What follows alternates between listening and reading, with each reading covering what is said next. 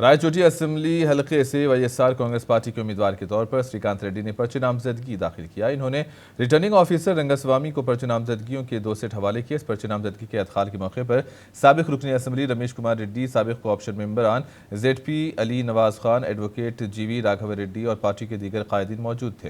इस मौके पर वाईएसआर कांग्रेस पार्टी के लीडर ने मीडिया से बात करते हुए वज़ीर-ए-आज़म मोदी की जानिब से अक़लियतों के खिलाफ दिए गए बयान की मजम्मत की। इन्होंने कहा कि बीजेपी से इत्तेहाद करने वाले तेलुगु देशम पार्टी के सदर चंद्रबाबू नायडू के इस मामले पर बयान देना होगा। इन्होंने कहा कि आंध्र प्रदेश में वाईएसआर कांग्रेस से दोबारा इख्तिदार पर आएगी। గడికోట శ్రీకాంత్ రెడ్డి గారి నామినేషన్ చేసేందుకోసం ఇక్కడికి రావడం జరిగింది. నామినేషన్ కార్యక్రమం పూర్తయింది. అయితే ఈ రోజు పొద్దున్నే పేపర్లో చూస్తే నరేంద్ర మోడీ గారి స్టేట్మెంట్ ఒకసారి చూసిన తర్వాత ప్రజాస్వామ్య విలువలన్నీ కూడా ఒక్కసారి కాలరాసే పరిస్థితులు ఏర్పడినాయి.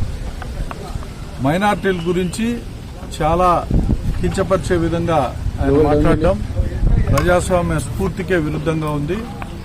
దీంతో జతకట్టిన చంద్రబాబు నాయుడు గారు దీనికి ఏం సమాధానం చెప్తారు?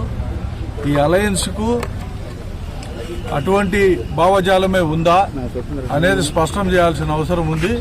ఎందుకంటే పూటకు ఒక రకంగా ఊసరవిల్లి మాదిరి అలయన్స్లు పెట్టుకొని రాజకీయం చేసే